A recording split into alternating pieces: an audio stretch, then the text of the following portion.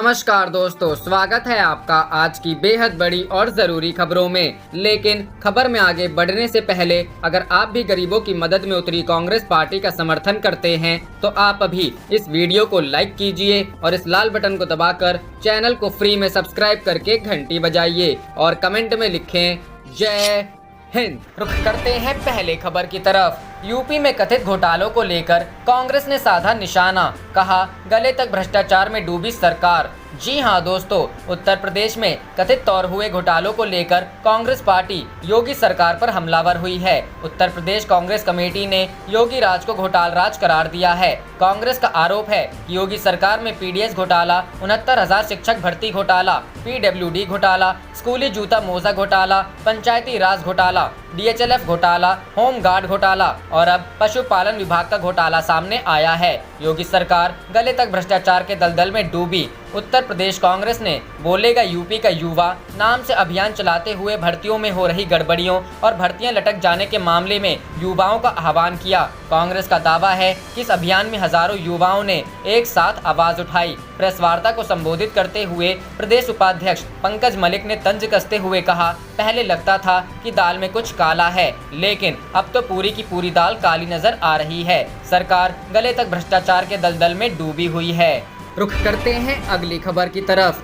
बिहार, तेजस्वी ने जारी किया पोस्टर, लिखा पूछ रहा है बिहार कहां छिपे हो नीतीश कुमार। जी हां दोस्तों, पूरे देश में इस समय अनलॉक चल रहा है और राजनीति भी इस अनलॉक में खूब हो रही है। राजनीतिक पार्टियां वर्चुअल रैली, वर्चुअल सम्मेलन और वर्चुअल संवाद कर रही है। वहीं इस दौरान बिहार में पोस्टर वार भी खूब चल रहा है। इसी क्रम में तेजस्वी यादव ने सोमवार को दूसरी बार आरजेडी के प्रदेश कार्यालय के बाहर पोस्टर खुद से जारी किया है। बिहार के मुख्यमंत्री गायब क्यों हैं? आरजेडी के इस पोस्टर में लिखा है बिहार के मुख्यमंत्री गायब क्यों हैं। साथ ही 90 दिन के मिनट, सेकंड और घंटों को दर्शाया गया है और स्लोगन दिया गया है कि पूछ रहा है बिहार कहां छिपे हो नीतीश कुमार। वहीं तेजस्वी ने कहा कि 100 दिन अब होने वाले हैं, नीतीश कुमार घर से बाहर नहीं निकल रहे हैं। 9 दिन बाद उन्हें सीएम हाउस से ही निकले। 100 दिन पूरे हो जाएंगे तो आरजेडी राज्य भर में ढोल पीटेगी कि नीतीश कुमार बाहर निकले। भगवान भरोसे है जनता। तेजस्वी ने कहा कि पोस्टर को पूरे बिहार में लगाया जाएगा क्योंकि नीतीश कुमार सीएम हाउस से नहीं निकल रहे हैं। कोरोना को लेकर लगातार वृद्धि हो रही है और इस पर सरकार का ध्यान नहीं है। सरकार का ध्यान पूरी तरह से चुनाव पर है और जनता भगवान के भरोसे है। बिहार में सबसे धीमा जांच। आरजेडी नेता ने कहा कि 90 दिन होने जाने हैं। 90 दिन हो जाने के बाद भी मुख्यमंत्री अपने चारदीवारी से बाहर नहीं निकले। सबसे धीमी गति से जिस जांच राज्य में हो रहा है वह बिहार प्रदेश है। मुख्यमंत्री बताएं कि तथाकथित कागज पर स्क्रीनिंग किया है क्या? तेजस्वी ने कहा कि सरकार दावा करती है कि 30 लाख से अधिक मजदूर दूसरे प्रदेश से आए हैं, क्या उनकी जांच हुई है? इसका जवाब मुख्यमंत्री क्यों नहीं दे रहे हैं? मुख्यमंत्री को जाकर व्यवस्था देखना चाहिए। यहाँ काफी लचर व्यवस्था है और वेंटिलेटर तक नहीं है। जो सरकार में निकम्मे हैं वह कुर्सी छोड़े। उन्होंने कहा कि दूसरे प्रदेशों के मुख्यमंत्री बाहर निकल रहे हैं लेकिन नीतीश कुमार नहीं निकल रहे हैं क्योंकि मुख्यमंत्री डरे हुए हैं। सरकार को टेस्टिंग बढ़ाना चाहिए। तेजस्वी ने कहा जो सरकार में निकम्मे हैं वह कुर्सी छोड़े। नीतीश जी सलाह मान लिए होते तो इतनी महामारी नहीं होती। वहीं समय पर चुनाव को लेकर तेजस्वी ने कहा कि चुनाव आयोग को सर्वदलीय बैठक बुलाना चाहिए और सरकार को स्थिति स्पष्ट करना चाहिए। रुख करते हैं अगली खबर की तरफ। बिहार, तेजस्वी के बाद लालू यादव ने सीएम नीतीश पर साधा निशाना, ट्वीट कर कहा कुछ ऐसा। जी हां दोस्तों, बिहार में जैसे जैसे विधानसभा चुनाव नजदीक आता जा रहा है वैसे वैसे राजनीतिक हमलों की बौछार हो रही है। सोमवार को पहले एक पोस्टर जारी करके तेजस्वी यादव ने बिहार के मुख्यमंत्री नीतीश कुमार पर हमला किया तो अब आरजेडी सुप्रीमो लालू प्रसाद यादव ने सीएम नीतीश पर निशाना साधा है। बिहार के पूर्व मुख्यमंत्री लालू प्रसाद यादव ने ट्वीट कर लिखा, परेशान किसान, बेरोजगार नौजवान, तड़पते मजदूर, बिलखते बच्चे और भूख से बेहाल गरीबों को उनके हाल पर छोड़कर देश का एकमात्र अलहदा मुख्यमंत्री डर के मारे 77,76,000 सेकंड से आलीशान क्वारंटाइन बंगले में छिपा है। क्या बाकी सब मुख्यमंत्री मदद के लिए बेवजह सड़कों पर हैं? बस एक यही अनुशासित है। रुख करते हैं अगली खबर की तरफ। मध्य प्रदेश में उपचुनाव को लेकर सियासत तेज। कांग्रेस ने कमलनाथ सरकार गिराने वाले सिंधिया समेत 22 विधायकों को भेजी चूड़ियां। जी हां दोस्तों, मध्य प्रदेश में 24 सीटों पर होने वाले उपचुनाव की भले ही अभी तारीखें घोषित न हुई हो, लेकिन चुनाव की सरगर्मी दिनों दिन जोर पकड़ रही है। कांग्रेस ने 15 जून यानी सोमवार से लोकतंत्र बचाओ अभियान की शुरुआत की है, जिसके तहत कमलनाथ की चलती हुई सरकार को गिराने वाले दिग्गज नेता ज्योतिरादित्य सिंधिया और उनके सहयोगी 22 पूर्व विधायकों को चूड़ियां भेजी गई हैं। कांग्रेस के प्रदेश सचिव राकेश सिंह यादव ने बताया कि कमलनाथ सरकार गिराने वाले 22 पूर्व विधायकों को सबक सिखाने के लिए लोकतंत्र बचाओ अभियान की शुरुआत इंदौर से की गई है, जिसमें कई गांधीवादी विचारक, 25 से 30 सामाजिक संस्थाएं और 40 से 50 खेल संगठन शामिल हैं। ये सभी लोग उपचुनाव वाली विधानसभा सीटों का दौरा करेंगे और लोगों को बताएंगे कि बीजेपी में शामिल इन 22 पूर्व विधायकों ने किस तरह लोकतंत्र के मंदिर को कलंकित करने का काम किया और जनता पर जबरन चुनाव थोप दिया। इन नेताओं को सबक सिखाने के लिए इन्हीं की विधानसभाओं में ये अभियान चलाया जाएगा।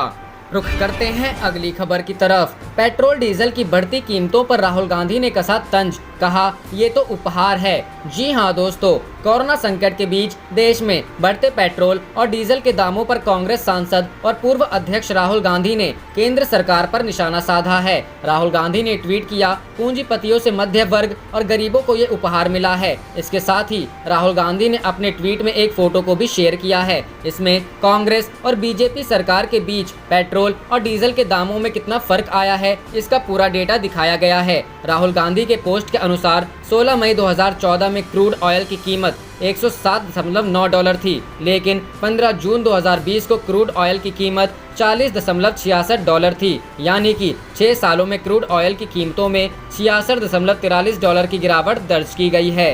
रुख करते हैं अगली खबर की तरफ। सीएम योगी पर अखिलेश यादव का बड़ा हमला, कहा यूपी की बेहतरी के लिए छोड़े कुर्सी। जी हां दोस्तों, समाजवादी पार्टी अध्यक्ष अखिलेश यादव ने सोमवार को कहा कि बढ़ते भ्रष्टाचार और सरकारी अराजकता के कारण उत्तर प्रदेश के हालात मुख्यमंत्री योगी आदित्यनाथ के हाथ से निकलते जा रहे हैं और राज्य की बेहतरी के लिए उन्हें कुर्सी छोड़ देनी चाहिए। अखिलेश ने एक बयान में कहा कि उत्तर प्रदेश में हालात मुख्यमंत्री के नियंत्रण से बाहर हो चले हैं। पुलिस तंत्र में अराजकता जैसी स्थिति बन रही है, वहीं सचिवालय भ्रष्टाचार का केंद्र बन गया है। किसान और छोटे कारीगर परेशानी से उबर नहीं पा रहे हैं। कोरोना के मामले बढ़ते ही जा रहे हैं। उन्होंने कहा, भाजपा राज में अब हालात सुधरने के चूंकि आसार नहीं दिख रहे हैं, तो मुख्यमंत्री को प्रदेश की बेहतरी के लिए अपनी कुर्सी छोड़कर प्रस्थान कर जाना चाहिए। उत्तर प्रदेश के पूर्व मुख्यमंत्री ने आरोप लगाया कि राज्य के प्राथमिक स्कूलों में 69,000 शिक्षकों की भर्ती में हुआ घोटाला राज्य का सबसे बड़ा घोटाला है। इसका सरगना भाजपा से जुड़ा बताया जाता है।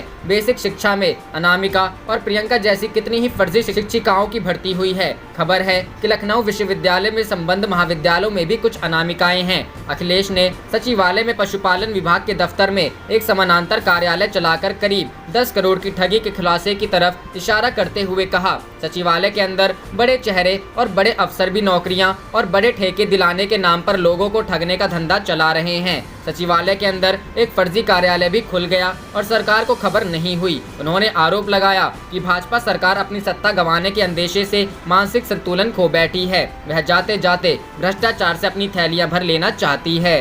रुख करते हैं अगली खबर की तरफ। शिक्षक भर्ती मामले को लेकर प्रियंका गांधी ने योगी सरकार पर फिर बोला हमला।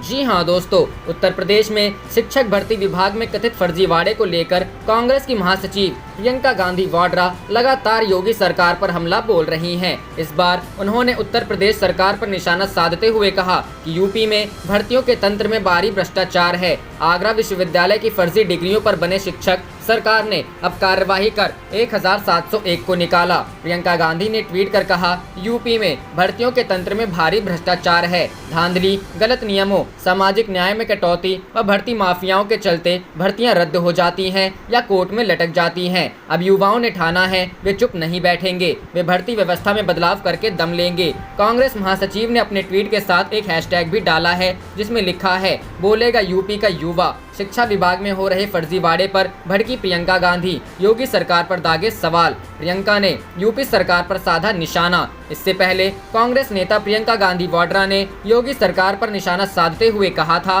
कि भ्रष्टाचार के खिलाफ जीरो टॉलरेंस के बारे में बात करने वाले बड़ी मछलियों के भ्रष्टाचार को खूब सहन कर रहे हैं। प्रियंका ने उस मीडिया रिपोर्ट को लेकर सरकार पर निशाना साधा है जिसमें कहा गया है कि अनामिका शुक्ला के नाम पर शिक्षक के रूप में फर्जी नियुक्तियों का मामला सामने आने के बाद अब जौनपुर और आजमगढ़ जिलों में भी इस तरह का मामला सामने आया है, जहां प्रीति यादव के नाम पर 2 नियुक्तियां हुई, जबकि असली प्रीति यादव बेरोजगार है। योगी सरकार पर दागे सवाल। कांग्रेस नेता ने पूछा था, शिक्षा विभाग में इतने बड़े बड़े फर्जीवाड़े हो रहे हैं तो क्या विभाग के मंत्री की जानकारी में ये नहीं था? क्या मुख्यमंत्री कार्यालय को इसकी भनक भी नहीं लगी? उन्होंने ट्वीट किया था, हैरानी की बात है, जीरो टॉलरेंस की बात करने वाले बड़ी मछलियों के भ्रष्टाचार को टॉलरेट कर रहे हैं। प्रियंका ने फर्जीवाड़े के एक अन्य कथित मामले के बारे में भी शनिवार को ट्वीट किया था, जिसमें मैनपुरी में दीप्ति सिंह के नाम पर एक फर्जी नियुक्ति हुई थी।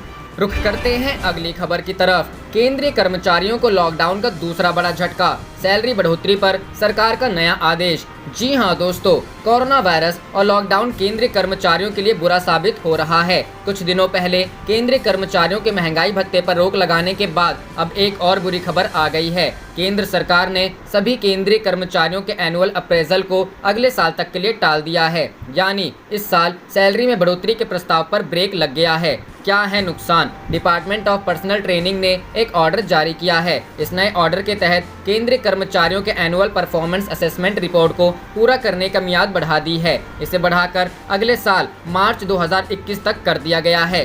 11 जून को जारी किए गए आदेश के मुताबिक मौजूदा स्थितियों को देखते हुए 2019-20 के लिए अपार को पूरा करने की मियाद दिसंबर 2020 से बढ़कर मार्च 2021 कर दी गई है। हमारे सहयोगी zbiz.com के मुताबिक केंद्र सरकार के इस फैसले का असर ग्रुप ए, बी और सी के अधिकारियों पर पड़ेगा। मामले से जुड़े जानकारों का कहना है कि पहले ये मियाद 31 दिसंबर 2020 तक रखी गई थी। इससे पहले मार्च में भी सरकार ने अप्रेजल प्रक्रिया को दिसंबर तक के लिए बढ़ाया था, लेकिन अब इंक्रीमेंट के लिए कर्मचारियों को मार्च 2021 तक इंतजार करना होगा। महंगाई भत्ते का पहले ही लग चुका है झटका। बताते चलें कि इसी साल अप्रैल महीने में प्रधानमंत्री नरेंद्र मोदी की अध्यक्षता में हुई केंद्रीय कैबिनेट की बैठक में केंद्रीय कर्मचारियों के महंगाई भत्ते की बढ़ोतरी को टाल दिया गया था।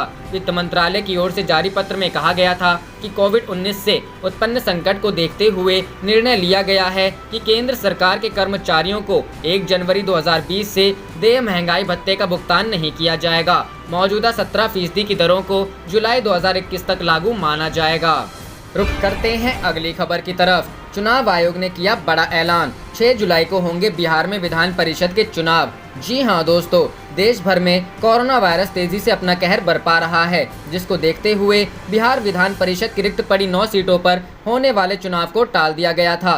चुनाव आयोग की ओर से जानकारी दी गई है कि इन सीटों पर चुनाव अब 6 जुलाई को होंगे। कोरोना लॉकडाउन के कारण टाले गए थे चुनाव। चुनाव आयोग की तरफ से जारी बयान के मुताबिक बिहार विधान परिषद के 9 सदस्यों का कार्यकाल 6 मई को समाप्त हो गया था। आयोग ने 3 अप्रैल को घोषणा की थी कि कोरोना वायरस महामारी और पूरे देश में जारी लॉकडाउन के कारण चुनाव टाल दिए गए हैं। बयान में बताया गया कि चुनाव की अधिसूचना 18 जून को जारी होगी और चुनाव 6 जुलाई को होंगे। 6 जुलाई को होंगे चुनाव समाप्त होने के बाद तय नियमों के मुताबिक 6 जुलाई की शाम को ही मतगणना होंगी। बिहार विधानसभा के सदस्य 9 नए विधान पार्षदों का चुनाव करेंगे। विधान परिषद सदस्यों का चुनाव सामान्य तौर पर 4 तरह के मतदाता करते हैं: विधायक, स्नातक, शिक्षक और स्थानीय प्राधिकरण के सदस्य। कोरोना काल में विधानसभा चुनाव की तैयारियां शुरू। बता दें कि साल के आखिरी तक बिहार में विधानसभा चुनाव होने हैं। मालूम हो कि बिहार में 243 विधानसभा सीटें हैं। सभी पार्टियां ज्यादा से ज्यादा सीटों पर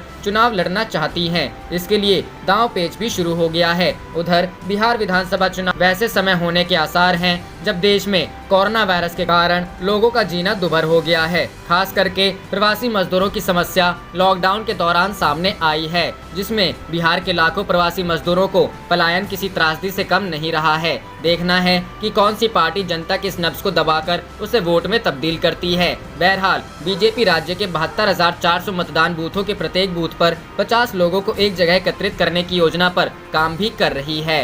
रुख करते हैं अगली खबर की तरफ। बिहार सुप्रीम कोर्ट की टिप्पणी पर आरजेडी बोली, आरक्षण को खत्म करना चाह रही एनडीए। जी हां दोस्तों, सुप्रीम कोर्ट की टिप्पणी आरक्षण मौलिक अधिकार नहीं पर राजनीतिक पार्टियों का विरोधी स्वर उठने लगा है। इस मसले पर बिहार के तमाम सियासी दलों के नेताओं का स्वर एक जैसा दिख रहा है। भारतीय जनता पार्टी हो या फिर राष्ट्रीय जनता दल, दोनों दलों के नेता सुर में सुर मिला रहे हैं। आरक्षण मौलिक अधिकार नहीं की टिप्पणी पर आरजेडी नेता शिवचंद्र राम ने कहा कि इसके पीछे केंद्र की सत्ता जिम्मेदार है। आरएसएस, बीजेपी और उसके गठबंधन दल आरक्षण को खत्म कर रहे हैं। इसी के तहत इस तरह की टिप्पणी सामने आई है। उन्होंने कहा कि आज आरक्षण को मौलिक अधिकार नहीं कहा जा रहा है, कल दलितों को वोट देने से मना किया जाएगा। केंद्र की बीजेपी सरकार आरक्षण और दलित विरोधी है। इसके अलावा सीएम नीतीश कुमार आरक्षण के विरोध में लगे हैं। रुख करते हैं अगली खबर की तरफ। लालू परिवार की संपत्ति पर थम नहीं रहा सियासी घमासान। सुशील मोदी के दावे पर आरजेडी कांग्रेस ने किया पलटवार। जी हां दोस्तों, लालू यादव की संपत्ति पर बिहार में एक बार फिर सियासत शुरू हो गई है। लालू यादव के 73वें जन्मदिन पर जहां जेडीयू ने उनकी 73 संपत्ति का लेखा जोखा दिया था, वहीं रविवार को बिहार के उप मुख्यमंत्री सुशील मोदी ने एक बार फिर लालू यादव और उनके परिवार पर संपत्ति को लेकर निशाना साधा है। सुशील कुमार मोदी ने कहा कि बिहार के सबसे बड़े जमींदार लालू परिवार 73 नहीं 141 भूखंड, 30 फ्लैट व आधे दर्जन मकानों का मालिक है। मात्र 29 साल की उम्र में तेजस्वी यादव 52 से ज्यादा संपत्ति के मालिक कैसे बन गए, इसका जवाब वे आज तक नहीं दे पाए। राबड़ी देवी पटना शहर में 43 भूखंड के अलावा 30 से ज्यादा फ्लैट की मालकिन है। तेज प्रताप 28 संपत्ति के तो मीसा भारती 23 से ज्यादा संपत्तियों की मालकिन है। वहीं अब सुशील मोदी के बयान पर राजनीति शुरू हो गई है। बीजेपी प्रवक्ता अरविंद सिंह ने कहा है कि तेजस्वी यादव में हिम्मत है तो सुशील मोदी के दावे को खारिज करे। तेजस्वी यादव बताएं कि ये संपत्ति उनकी नहीं है और सरकार को ये संपत्ति जब्त करने बोले। अगर इस संपत्ति को वो अपना मानते हैं तो चुनाव से पहले गरीबों के बीच बांट दे। वहीं कांग्रेस लालू परिवार के बचाव में आई है। एमएलसी प्रेमचंद्र मिश्रा ने कहा है कि बीजेपी लालू फोबिया से ग्रसित है। एक ही संपत्ति को सुशील मोदी कितनी बार जारी करेंगे। लोगों को अब इन बातों में दिलचस्पी नहीं है। लोग तो अब ये जानना चाहते हैं कि एनडीए की सरकार ने 15 सालों में क्या काम किया। व्यक्तिगत रूप से किसी पर बार बार आरोप लगाना बिल्कुल गलत है। वहीं आरजेडी प्रवक्ता मृत्युंजय तिवारी ने भी एनडीए पर हमला किया है। उन्होंने कहा है कि लालू प्रसाद की संपत्ति बिहार की 12 करोड़ की जनता का आशीर्वाद है। हिम्मत है तो एनडीए के नेता असली मुद्दे पर आए। घिसा पिटा कैसेट बजाने से कुछ नहीं होगा। जनता अब विकास के मुद्दे पर बात करना चाहती है, रोजगार के मुद्दे पर बात करना चाहती है। जनता इनको सबक सिखाने के लिए तैयार है। आप देख रहे थे आपका अपना चैनल जय हिंद जय भारत।